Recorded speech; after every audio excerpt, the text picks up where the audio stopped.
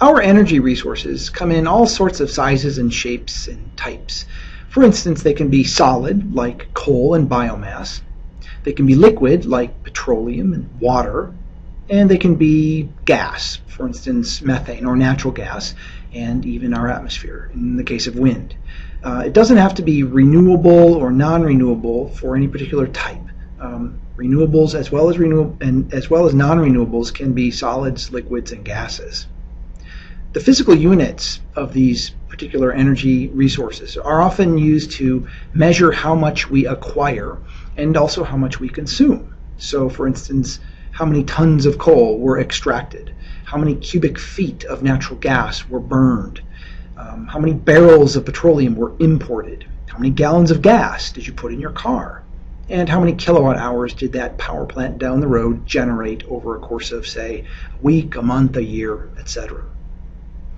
In order to talk about these different types of energy resources, we need oftentimes a common denominator or a strain of discussion that's common throughout. And the way we acquire that is that we convert the various different types into a common unit of measure. And that unit of measure compares the heat content of these different resources. In the United States and throughout much of the developed world, we use something called the British Thermal Unit, or BTU, and that's used to compare the heat content of different types of energy resources. So the definition of a British Thermal Unit is the quantity of heat that's required to raise 1 pound of water 1 degree Fahrenheit. Now, this pound issue and Fahrenheit issue, admittedly, for much of the world is a little antiquated. Much of the world uses kilograms and Celsius. However, in this industry, BTU and the definition of BTU is still widely used and will be seen throughout the course. So expect to see more of BTU as you get deeper into this material. You can think about one single BTU as the energy that's released by burning one wooden kitchen match, which, if you think about what that looks like, it's about 1.5 inches or 3 centimeters long or so, and if you burn that up, you are basically releasing 1 BTU.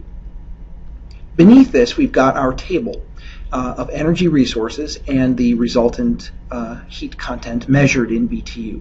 So looking at a barrel of crude oil from which gasoline and diesel come, that barrel of crude oil, which contains 42 gallons, in and of itself a little bit of an odd number, but that barrel contains 5.8 million BTU. If you refine that into gasoline, a single gallon of gasoline will be 124,238 BTU. Now that gasoline can vary. We're talking about an average here because, at least in the United States, gasoline can be blended, and often is, for summer blend versus winter blend, and also it can be blended with ethanol in order to control emissions and to support the farm industry. So this number here, 124,238, is basically an average. Notice that the diesel beneath this has more energy in it than the gasoline above it. So if you have a car that runs on diesel and you have a car that runs on gasoline, 1 gallon of diesel versus 1 gallon of gasoline, you will literally have more energy in your tank if you have a gallon of diesel than if you have a gallon of gasoline. Beneath that, we've got a cubic foot of natural gas, 1,023 BTU. 1 gallon of propane, 91,333 BTU. A short ton of coal, and before we get into the BTU, that short ton is the ton that's common in the United States, and that's 2,000 pounds. So whether we're talking about just a ton or a short ton in this class, we use short ton, 2,000 pounds in terms of what that means.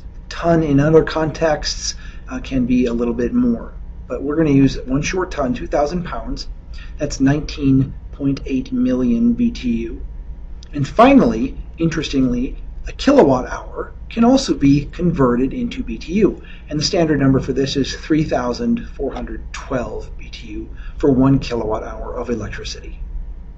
So using the British Thermal Unit, we can compare different consumption rates of different energy consumers.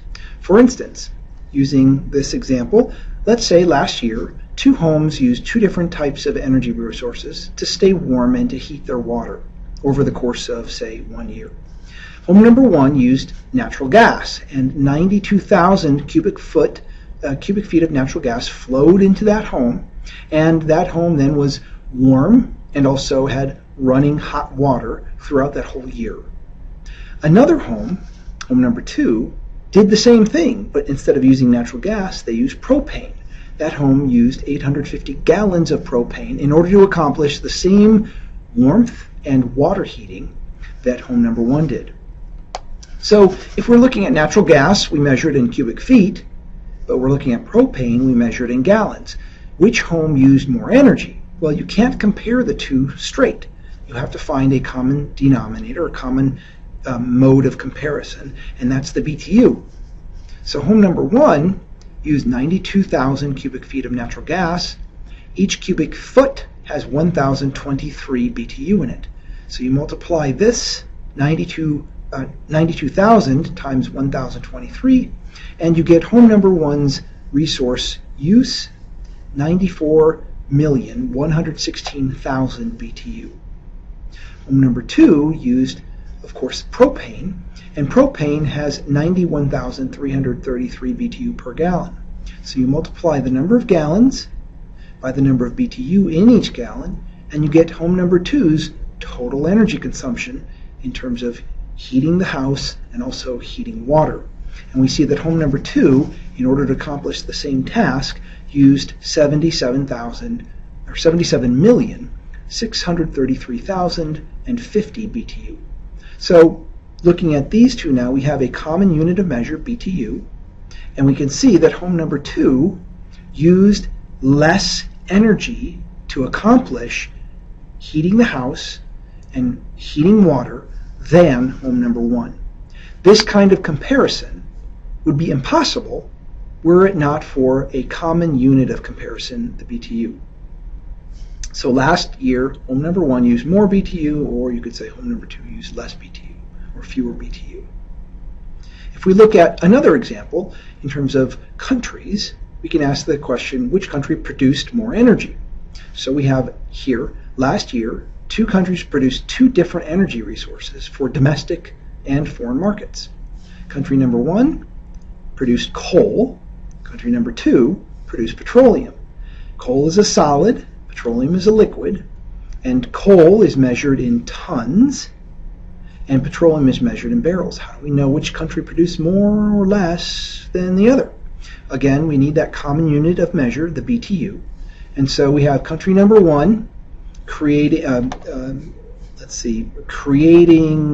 for the domestic and foreign markets 2.12 times 10 to the 15 BTU, an enormous number of BTU, because we're multiplying the number of tons produced by the number of BTU in each ton, and we get this large number.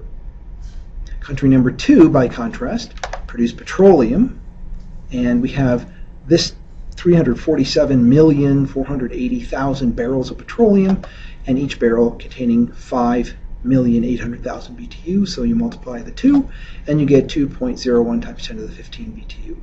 So now that we have BTU in each answer, we can easily compare the two, and we can say last year, country number 1 produced more BTU than country number 2.